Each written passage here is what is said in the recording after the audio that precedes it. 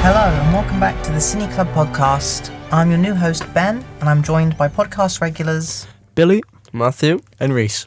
Today we're moseying on down to the Wild West to talk all things westerns, from the classics to the modern. Let's start with the era of John Ford, Gary Cooper and John Wayne. What do you guys think of these films?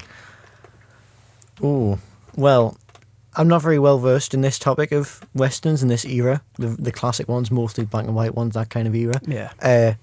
Only one I can really remember seeing is My Darling Clementine. What a And banger. What a banger. It was not. It was not. What? I've got to say, it was not a banger. What are you talking It was about? not a banger. Just wrong. I didn't like it. It was, maybe it's because I am more into the later westerns that are more action-packed. Right. But it was very, very anticlimactic, and it had these like grand characters. Partly because I felt like it was built up quite a lot to be like the best western of all time, and like What do you mean fundamental to though? the genre. I'd like never heard anyone really talking about Oh, I'm not talking about it You've for heard of the the song, but like, Yeah. not as much. But like, I just thought it was really good because Henry Fonda's brilliant in it, Yeah. and like Mm-hmm. the direction by John Ford is just like tremendous. It just looks so good in the black and white. It's crazy. Yeah, I admit it looks good, but Yeah. again, like plot wise and action wise, it's But very, it's very like meandering. cool. It's got one of the coolest scenes I've ever seen in the film. You know, when he meets Doc Holliday for the first time, and Doc's about to like shoot him, and I think one of his brothers like slides the gun across the bar. and Yeah, grabs yeah. it. Yeah, It's that's cool, but it like never really leads anywhere. I think. There's a massive shootout. What the- are you talking oh about? yeah, at the very end of the film, aye. About 15 people get their heads blown off. Dude, it doesn't lead anywhere. like the major action I just remember being at the very end of the film. Maybe it's because as the western goes on, the sanctity of life gets less and less valued, and people just end up dying left and right. But it felt very like tame, you know. I suppose I see what you mean, but Yeah. to me, it's not like.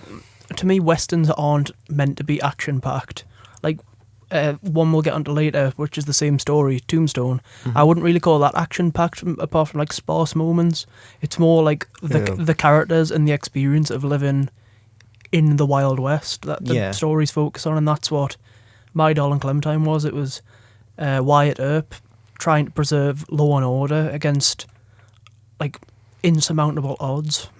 It worked really well. I really like it. There's some parts of My Darling Clementine that I prefer.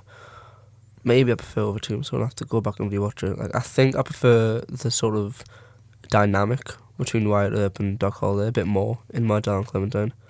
It's a lot more tense, isn't it? Yeah. Yeah. Because who plays Doc Holliday in that? I can't remember. Oh God. It's He's just cool though. whenever you mention Doc Holliday, like any other iteration's completely outshone it by is Val Val Kilmer. Val Yeah. Kilmer's the better Doc Holliday. Absolutely. But yeah, John Ford ones as well. I've seen Wagon Master. That was pretty good. It's another similar one where it's not massively action packed. It's cool. It's full of like just great performances and gorgeous cinematography, and that I feel like that characterizes a lot of the classic westerns where you've got the traditional hero archetypes. You've got just great black and white cinematography, like big wide shots of the American West, and like I can see why people aren't as keen on that, but I quite like it. I think one of the exceptions that I've got is High Noon, because that's quite a tense character study with Gary Cooper. That's really good. I think everyone sort of knows the general gist of it. Like he's been challenged out to a duel and he's trying to rally support, but nobody wants to give him the time of day, and he's left to sort of fend for his own. That's really good. That's a great example of a classic western. If you don't like the sort of the slower pace of other ones, because that's it's really tense and it keeps you engaged the whole time. Yeah. I think part of my like distaste for the ones I've seen is because of my like viewpoint of westerns, how they've been like kind of stereotyped in like post 50s Right. as more tense and more stylistic and actiony, you know. And these ones seem to fit like more in line with the general like filmmaking of the 50s than they do with their own genre, because it was just starting out as a genre really, Okay. and like really getting built up.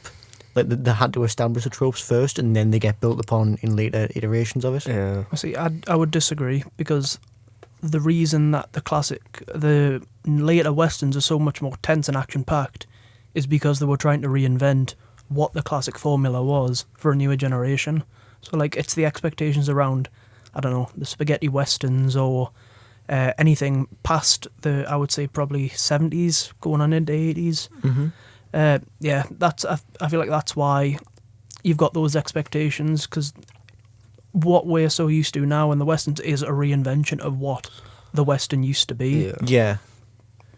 And now we're seeing, when we go back and see what the Western used to be, it has a strange effect because we're so used to seeing reinventions of it. Yeah. Yeah. What about you, Ben? What do you think? Classic ones? I've seen a few of the John Wayne ones. Like, I think he's in The Man Who Shot Liberty Valance. Yeah, that's meant to be really good. Yeah, with Jimmy Stewart. I really enjoy that one. I've been meaning to watch it for ages. It's meant to be really good. Yeah, it's great because it basically works against lots of the tropes, because Jimmy Stewart's the really mild-mannered guy who's trying not to turn into the peacekeeper who has to shoot the bad guy. Right. All right. Okay. Yeah. There's like an early example of that archetype building up, I suppose, because you see that a lot of like people, well, Wyatt Earp especially, like want in their Tombstone wanting to commit to be a lawmaker or not. Like it's that jump between being a law-abiding civilian and then taking the law into your own hands and like, you know, taking people's lives. Yeah. It's, well, and John Wayne as well is in a lot of these early Westerns. What do you think makes him such a like star of the era? I don't know. I'm not too sure. I mean, I can't really. I'm not as familiar with him, but you've just watched the original True Grit, haven't you? 'Cause from what I surmise, the reason that John Wayne has carried on for so long is because he was a different archetype to what most Western stars were. He brought that, pardon the pun, grit to it, and like sort of was the one who began to push towards like maybe an anti-hero archetype, maybe like a bit more morally grey. Yeah. I'm basing that purely off because I've seen the remake of True Grit, and his character of like Rooster Cogburn in that is like a bit more morally grey. He's not really a good guy, so I'm assuming he's like that in the originals. Maybe not. He is, and I think True Grit, the original one's like later in the 60s era, but it still feels like this like early vibe. And John Wayne himself, he is, you're right, he's like very like gritty and very like grimy as a character and like as an archetype. Compare him to like Henry Fonda and My Darling Clementine, who's like smooth talking, you can understand everything he's saying. He's like a law-abiding man, he just wants to do good. John Wayne often like, he's very intimidating physically, and his like the words they like script him to say, and like his dialogue's often more like filled with slang and like colloquialisms, terms. He's often like the person people will go to for help when they don't have anyone else left. He's that kind of like reluctant hero that like the Western has like been so reliant on since. Yeah. So he's like he's the I don't know what would be a good phrase to he's like the benchmark that all the others have been trying to essentially reach. yeah like he's the, on the scale of like hero to villain, like he's right in the middle as like a kind of anti-hero, and everyone else builds their personas around him, I think. Yeah, so kind of like what Eastwood would go on to sort of to build his Exactly, persona around. yeah, exactly. I think that's a good transition point there. And what I think is probably my favourite era, the era in the like 60s and 70s, we start seeing more use of special effects and just fun. It gets a bit more zany at times. It gets a bit more like exaggerated, the violence. The characters as well get more cartoonish. We can't like address this era without talking about Clint Eastwood, obviously. Yeah. What are your favourite Eastwoods? You know, you can't go wrong with Good, the Bad and the Ugly. We saw it on 35mm, and that was like unbelievable. But like from this era, I think a couple of his underrated performances. I quite like The Outlaw Josie Wales. I love Josie Wales, yes. That is a really good film. What was the other one? That's the thing. I'm struggling here because there's that many Would you to go count, through. because I've seen a couple of people say, like, I don't know what your theory is, I don't know what you think about this. I've seen people say Dirty Harry. Dirty Harry Is something of a Western. I would say it's on the cusp of Yeah. a Western. I think It's the Dirty same Harry's way, like, I would consider No Country for Old Men to be a Western. Absolutely. It's like on the cusp of it, 'cause I would like coin it as an urban Western, because it's not in the Wild West, it's in a city, but he still embodies the characters that you would see in a Western. Yeah, like he's still the like rogue cop on the edge of the law who's like just pushed the limits every time to get the job done. Yeah, And totally. what's the villain called again? Anyway, he's very much still an outlaw. just like sniping people committing like bad deeds. And Well, even like Harry Callahan, do you not become like, I've not seen it for like about a year. Mhm. Do you not like, does it not tell him, oh, you're suspended, and he's still, yeah, which sort of, it's that like self-reliant Americanism yeah, that really works for the West, and that's it's like a bit like John Wayne, what you were just a saying. bit like John before. Wayne, yeah, how he's like this like self-reliant man who just doesn't need anyone at all, and that's part of what makes the Western such like a prominent genre in Yeah. American film, because it just like mythologizes like the kind of birth of the American spirit, and Yeah, totally. like how America is born, how it is the way it is, like this great story of the pioneers and the people who went west. Obviously there's lots of like historical things that do get touched on later. I think Outlaw Josie Wales does a decent-ish job of that. I know the writer of the book was a actual like neo-Confederate.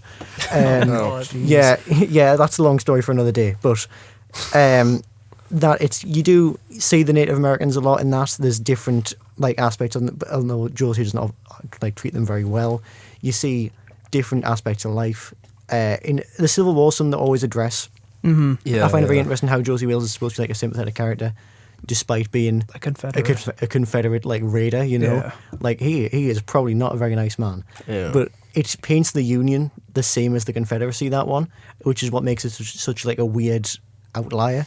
Okay. Well, Because no, I think that speaks to the 70s and 80s era of westerns as a whole, because like you had a lot more like morally ambiguous like heroes in quotation marks in it. Like you had Butch Cassidy and the Sundance Kid. Once Upon a Time in the West is a really good one as well. Oh, Sergio Leone before the Dollars trilogy, and you've got Henry Fonda in it, but he's playing like as different of a Western character as you could possibly get from the likes of Wyatt Earp. He's not a very nice man in it. See, I can't imagine Henry Fonda playing someone who's like evil. no, he's Yeah. too like clean cut, isn't he? He's, Henry you know, Fonda? even when he was in New York, he was lovely then, wasn't he? Well, that's exactly why I feel like it works so well, because Yeah. it's not what you Sort expect of from throws him. you off. And that was like right on the cusp of going from what's it called to like the classic era to the modern era. Yeah. And I thought that was a really interesting one. But you also had like the emergence of people starting to take the mick out of westerns, which led to the genre's decline through the 80s. So you Yeah. had Blazing Yeah. Saddles in the 70s, Mel Brooks, Yeah. that was a great one. And then once you got into the 80s, you've got stuff like Three Amigos with Steve Martin, Martin Short and Chevy Chase. Yeah. And like you do start to get that decline, because I suppose it's not just the oversaturation of it, it's because they become a bit of a parody of themselves. Yeah. Oh, absolutely. They Yeah. definitely lead into the melodrama at points with how I don't know how to say the word. But like the archetypes of the characters, like Clint Eastwood, so you can say he like plays the same character in most of his films. Yeah. Like, Yeah. Yeah. and also John Wayne, he is in. I just looked on there on Letterboxd, 250 films. That is a Blimmin' heck. massive amount of films, and he was probably doing the same thing for most of them.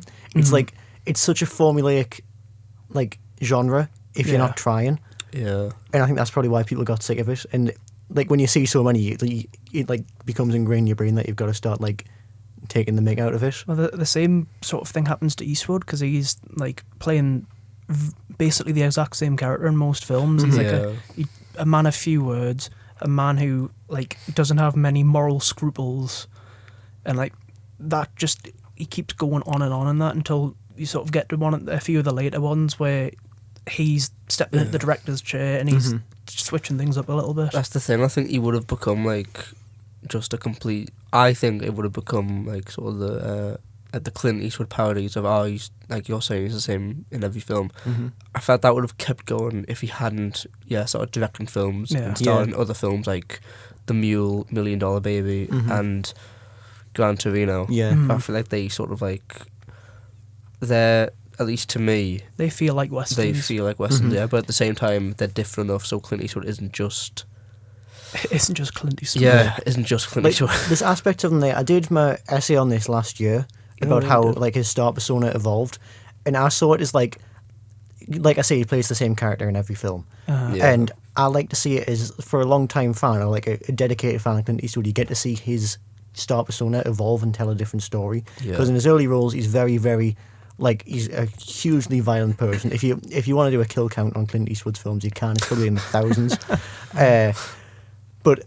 And then he does films like, I think it was called Midway, which is one where he stars this like grizzled army veteran in World War II, and it really starts to explore like the psyche of soldiers and killers and how they feel. And then, what is his like major turnaround is in the westerns? It's the one where he's basically telling everyone, "Don't kill people, guys. Don't do is that." that not Unforgiven? Unforgiven, that's it. Yeah, Unforgiven. That's the sort of that was what the sort of marker I feel for like the transition into what you would consider to be the modern western. Yeah, because like he is like just an awful, but he's not a very nice person in that either. But yeah, that was sort of what I would consider the jumping off point from that 70s and 80s spaghetti western to what we know westerns as today. Because after that you had Tombstone, The Quick and the Dead, so on and so forth. The like kind of like introspection is really important to the change and how it's still like surviving to this day. Yeah. Because if it just kept being, you know, churned out, lone man walks into a town, shoots a guy, like most of them were, I don't think it would still be around. It would just be remembered as, westerns, they were daft, weren't they? Like, like it still wouldn't be respected as a genre. And Eastwood, he like really leads that in like being introspective and like looking at his character's psyche, because it is really just one character. Yeah. Unless they're like, because most of the time, sometimes he doesn't have a name, you know? Well, he is like in the Dolls trilogy. Is he the same character in them? Different guy. I think he's meant to be a different guy, but he's basically got the same name. He's usually either called the Man with No Name or Blondie, even though he's not blonde. Yeah, in for a few dollars more, I think he's got a different name as well, but they don't really mention it at all. It's just not really relevant. Who he is, no one really cares about. That's kind of cool, actually. About the Dollars trilogy, spaghetti westerns, what do we think of them? We have just talked about that for like 10 minutes, Rhys. Well, Dollars trilogy in particular, and we'll get into that, get into the depth of that. Which is the best out of the three? Good, the Bad, and the Ugly. Good, the Bad, and the Ugly. If only for the graveyard shootout. It's so I do love that. Yeah. It manages to make a 3-hour film be interesting and varied and fun, and just having a good like core trio of characters. Yeah. Is what keeps that film together, I think, through all the trials and tribulations, and obviously the effects and the big Civil War battle scene we see. That's just so cool. You as the audience, you've got to pick a side as well, because all three are presented as protagonists in some way. I think Lee Van Cleef's character the least so, but you still you still pick your favourites and want them to win the shootout at the end. Obviously, you know Clint Eastwood's going to win in some way, but. That's what fun you like on this ride with the characters instead. I think the weakest out of them is Fistful of Dollars, just because it's the least like stylized. I've seen that one. I've seen Good, the Bad, and the Ugly, but I didn't get around to watching a few dollars more. I really think you should. I suppose it's Fistful of Dollars was the first one. I was wrong before. Once Upon a Time in the West was after the Dollars trilogy, but for Fistful of Dollars, it was the first like one that he'd done. So. I guess you see the style develop as the films go on until you get to The Good, the Bad, and the Ugly, which is like him at the height of his power. Yeah, that's what was fun about it, watching like For a Few Dollars More, because that's the in-betweeny phase. Yeah. The style's really, really there. There's this really stupid shot of Lee Van Cleef like looking at a safe or something, and it just keeps like shot, reverse shot on his eyes, and it goes every single cut, and it really adds that element of style. And obviously like the gunplay in that, I think is the best out of the trilogy, because in a lot of westerns they do get a bit lazy and just like have a guy shooting and another guy fall over. But in that film, the gunplay and like how skilled these people are at shooting is really, really emphasized. Like there's a really good bit, and this is again about Leone's like style and how like exaggerated it is, where Clint Eastwood and Lee Van Cleef, they're both bounty hunters after the same guy. Yeah. And they're walking at the same town. And Clint Eastwood, to show off and like try kind of scare Lee Van Cleef away, he shoots his hat off. Right, Lee Van Cleef goes to pick it up, shoots it away again, keeps doing that further and further away until eventually he misses, right? And Lee Van Cleef, this whole time you realise he's been psyching out Clint Eastwood's aim, seeing how far away he has to stand, where he can shoot Clint Eastwood, but Clint Eastwood can't shoot him. That's really cool. And it's really cool. And he gets out this revolver, he equips a stock on the back of it, and he aims at Clint Eastwood, blows his hat off his head into the air, and then juggles it with his bullets in the air, and lets it land. It's so daft. So cool. And like a million people just like shoot each other's cigars out of their mouths and that, and like such aim that you just would not be able to have as in like a normal human. It just like they're like superhuman. Yeah. It's so fun. Did you just call him one of you call him the original Aura Farmer? Yeah, I agree, really was. Because there's a line in The Good, the Bad, and the Ugly that stuck with me. It's when he's someone's just being like interrogated and like battered, and he turns to Clint Eastwood, and Clint Eastwood goes, "Are you going to do the same to me?" And he goes, "Would you talk?" And he goes, "I probably wouldn't."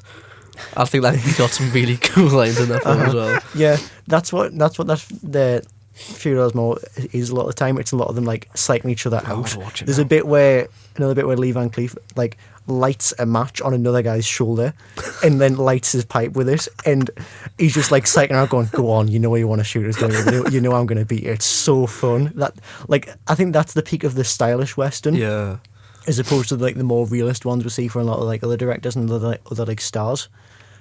And I think that's as far as it can get before we get into like ludicrous levels of like disbelief where you might as well like set it in space, you know. Well, you've got High Plains Drifter, which is another Eastwood one where like he's basically like a spirit who's come back from the dead for revenge. So cool. Yeah. So that's sort of, you're going on to the a bit like treading into the realm of fantasy. I don't think they like actually say that he's a spirit, but by the end he just fades off into the distance, and he's supposed to have been this person who's come back from the dead to avenge like his death. Like he paints the whole town red, and literally he paints the town red to lure everyone in. So that was pretty cool. And there's that mad scene in it where he's whipping all the bad guys, but it's sort of like you can't see where he's from, so it's just like the whip just flies out of the shadows and it's like teleporting all over the town. Oh, that sounds really cool. It's it's pretty good. That's cool. I do like it when westerns do embrace the more like fantastical elements of them. We don't see that very often. Obviously, there's like sci-fi westerns that happen, but they're just like, you know, same thing, different setting. You know, like you replace a regular revolver with a laser revolver, it doesn't really make a difference. You know, but it's such a good setting to play around with because it's so formulaic. The amount of like things you can do to interrupt that formula and change it really make it like endure, I think. Because you can have like ghosts and monsters and zombies and whatever. Like Red Dead Redemption did a whole DLC based on what if Western but zombies, and it works quite well. Yeah. Sean Connery did a great sci-fi western, Outland, which is pretty underrated, I'd say. Sean Connery Western sounds quite fun. I'll put it on the list. Oh, he's so good as the sheriff. He sounded like he put a Rage Rater as well. Finally, we're going to make our way to the modern Western from the 1990s until today. What do you all think of the way that the genre has reinvented itself for a modern audience? Yeah, we've kind of been alluding to it before we went back onto the spaghetti ones again, but I think Unforgiven is like the jumping off point for the modern Western, and that, like, the success of that's kind of shaped directors and filmmakers need to constantly have some sort of twist or reinvention of what you would expect from it. So like Tombstone, we've mentioned that before, that's a classic Western story, the gunfight at the OK Corral, but it's a lot more gritty, it's a lot more, like they make Wyatt Earp a lot more morally grey. Doc Holliday, they like address tuberculosis and illness, and it's a lot more edgy. The Quick and the Dead, that's also quite edgy. That's Sam Raimi? Yeah, that's Sam Raimi in a Western peak. But it's got like quite a feminist angle to it as well, and the same goes for the remake of True Grit. That's because you're following, even though the Oscars nominated her for Best Supporting Actress, you're following Haley Steinfeld through the whole thing. It's just like Rooster Cogburn and Matt Damon's character, they had to support her, and like she manages to outact them like completely, and she's only 13 years old, and it's her first film. That's what crazy. I felt like in the original one as well, because like that's what blew my mind about. Because in westerns, it's a very male-centric genre. I'd say it's like women are either prostitutes, wives who do nothing and then die off screen, or just not in it at all. Right? In A Few Does More, there's 4 women, only one of them speaks. And that's the comment on how hot Clint Eastwood is. Like, you get what I mean? Like, they don't really have any agency at all in it. And that's what really struck us about True Grit, how much the main girl carries the film, like the momentum of the film narratively.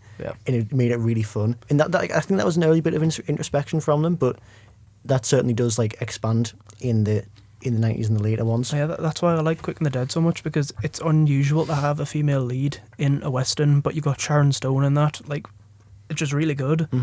It's a proper stacked cast. Sharon Stone, Gene Hackman, Russell Crowe, Leonardo DiCaprio when he's very young. Oh, right. And there's a couple others that I'm missing, but there's just loads, and it's a great premise. It's like a battle royale basically, but for westerns. They're going to this town, and there's like a competition every day. There's a different duel, and like people are being put up against each other, and she's rolled into town to get revenge for her husband, and she's got to work her way up the duels and survive them to get to Gene Hackman, who's the sheriff of the town, but he's corrupt. So you're in Unforgiven as well? He is. He's on Unforgiven. Oh my god! I've seen half of Unforgiven. It's my granddad's favourite film, and then halfway through he turned it off. I was like, "What are you doing?" He was like, "Oh, I'm going to put on Holmes Under the Hammer." That's what my like memory dads of and granddads Unforgiven. are like. They'll be like, "Oh, I'll go on, stick on this film. I'm going to like faff about in the kitchen for 20 minutes while it starts, and then ask you what's going on." Yeah. Like, I know, but that is one of Hackman's best performances. We've talked about it on the Gene Hackman episode, but like, he's such a versatile actor. He really is. Even though like, when you look at it from like overall, he's sort of playing the same regular Joe in most of it, but like, he does it really well. Though. Yeah, he does it really well. That's what I think. You know, if he did it the same way and didn't put everything into it, then I'd be like, oh, okay, fair enough. But he puts in like, I don't know. I think he's great. Yeah. I'm not going to get too much into Gene Hackman, but I would like to see him in more westerns. Yeah. Got to go and like find some lost film that he's done and some secret western. Tombstone 2. Another one, like I mentioned before, that I would consider a western is No Country for Old Men. Yeah, definitely. That is like a proper reinvention of a western. Yeah, I would say so. Even the bit like the bit that like reminds me of a western the most is, do you know when what's he called? He's called Llewellyn. Llewellyn, when yeah. he's like hiding from him on the streets. That bit's It's like a proper shootout. Yeah. It's still set in the West, and people say like the Western's a genre defined by its setting. Like you can call anything a Western as long as it's set in the West. Yeah. I don't really know if I agree with that. It's got to have like certain tropes to it. Yeah, it's got to have certain tropes. Otherwise, you could brand anything a western. Yeah, Yeah. but that really does it. It has the reinvention, like you say. Arnold Sugar's terrifying. You Yeah. can't not address him in the film. It's one of the Anton best feels films like of all time. a spiritual successor to Lee Van Cleef's sort of character. Yeah. Yes, he does. Yes, you're right. What's he called? Oh, Angel Eyes in Angel Eyes. Good, the Bad, and the Ugly. Yeah, like just this really scary guy who comes in and like threatens everyone. Like that's his like bit. Like, but he takes it to such a good another level because he's so scary and like He is it terrifying. delves a bit more into like the psyche of it as well, which I really like. I think what I like my biggest draw from No Country for Old Men was the bits with Tommy Lee Jones, because I thought he was really underrated in it. Oh yeah. And like his final lines before the film ends, I thought really resonated, because it was a proper like casting aside of the old western, because he's an old man and he's not equipped for the violence of the new world, which I took as like a commentary on how different a modern western is compared to the classics. Yeah. How much more violent and gritty they are, and how there's not really a place in the world anymore for that classic style of western, which is what Tommy Lee Jones was as the sheriff trying to enforce good, but ultimately he can't, because Josh Brolin, spoilers, dies And he and dies in, Anton like, gets away. It's in such a It's such a casual good way as film, well. isn't it? You don't even see it. I know, he's just I thought I missed something. so did I. He's just walking past the pool and then cuts to the next scene and he's dead. It's done so well. I was like, And he Jesus just gets Christ. killed by random gangsters. It's not Yeah. even Anton, Yeah, is it? it's No. not even Anton after all that. It's really effective. It is, yeah. Yeah, I remember when my mum and dad went to see that film when I was a kid. They left me at home, and I asked them like what film they were going to see, and like, oh, it sounds interesting, right? And then they come back, and I come back home the next day after being at Grandad's overnight, and I'm like, oh, how was the film? They go, that ending was terrible. They hated that ending, but I think it works. Yeah, I can see it being polarizing. I think it really works, but I can see like if you've been watching this for however long the film is, and you could take that as a bit of an anticlimax, but I think it's like a really good commentary on the Western as a whole. It's kind of the same, not really the same, but with like Django Unchained, that plays a lot with the classic tropes of the Western, but I feel like that's much more of an embracing of what a Western definitely. is, rather than No Country for Old Men being a rejection of what an old Western is. That is, it's on the more like stylish end as Yeah. well, like it is, like a spaghetti western instead of like the more realistic ones. Whereas the No Country for Men like handles that quite well. I just love it. It's a brilliant film. I think that that's just Tarantino down to a T though, because like in the way that the Coens like reject the old thing, his whole filmography is built around the films that he likes. So Yeah. he likes westerns. He makes a love letter to the westerns. He loves sort of classic pulpy crime movies. He makes Pulp Fiction. He loves like Japanese samurai films. He makes Kill Bill. Yeah. Like I say, that comes through really strongly in Django Unchained. I haven't seen the original, but I do really like the new one. Django, the original. Oh, it's good. It's good. I wouldn't say it's as good as Django Unchained, but it's got an amazing theme song that plays, and the main guy literally like walks around slinging his own coffin over his back. That's cool. It's like it's such a good character thing. Like it's like a recognizable silhouette, and it's also a good like thing for his character. Yeah. But spoilers: the coffin has a machine gun inside it, and he whips that out. It's the muddiest film I've ever seen. The whole like town that he walks into is like covered in mud. There's a scene where he gets the machine gun out, shoots like 50 guys with it, and everyone's like covered in mud by the end of it. And it's got one of the best like final shootouts I've seen in a western ever. It's so amazing. Give it a watch. It's quite underrated, I think. I think as well for a modern reinvention, we mentioned Django. How about Rango? Rango is one of Rango. the best animated films I've ever seen. Yeah, that's it. And as someone who hates Johnny Depp, I love Rango. Yeah, Rango's pretty good. It's phenomenal. It's like it's a kid's western. It's really cool. It's something that you wouldn't expect because the genre doesn't really have much of a crossover with like children or family entertainment, but that works quite well. Yeah, it's a talking animal film, which you'd expect to be like Secret Life of Pets or something And like then that. he becomes like, does not become the sheriff? He becomes the sheriff of this town. I think it's a really good like look at main western characters because he just isn't one. Like, and he's trying to fill that role. But then obviously like it's a kid. It's mainly a kids' film, so it's got to have some sort of message. And I think the message is that like you don't have to be like to A, do what's right. B, not every hero's the same. That's the message that it gives you. And it's just like from a like design and style point. Oh, it's a beautiful film. It is a brilliant film. It's got a rattlesnake with a machine gun for a tail. Yeah. You can't beat that. Clint Eastwood isn't actually in it, by the way. Yeah, he's not. It's someone playing him. Someone, the Spirit of the West. I'm sure it's Obi-Wan Kenobi's voice actor or something like that out of Clone Wars. I don't think it was. have a look. It was designed and like made to look like Clint Eastwood, but it was someone else who played him. Yeah, it's obviously meant to be him. I looked it up and I had like a Mandela effect. So he's moment. called like He's called the Spirit of the West. Spirit of the West. Timothy Oliphant. Oh, Timothy Oliphant. Yeah. I thought it was him. I was going to say I was Goggins for some close. reason. It's another guy who's in Star Wars. Yeah. But yeah, I think like the Spirit of the West sums westerns up like as they are now quite well because it's sort of like the spirit of it's carried on, but it's changed so much from what it originally was, and it doesn't. As much as people like reject it or say, "Oh, the westerns have passed us by," they haven't really because they're still being made and they're still doing quite well. Like Netflix had The Power of the Dog a couple of years ago with Benedict Cumberbatch, and that got a lot of award buzz. Pedro Almodovar came out with A Strange Way of Life, which is Pedro Pascal and Ethan Hawke, and it's got like a gay romance, and that's like very unheard of for a western.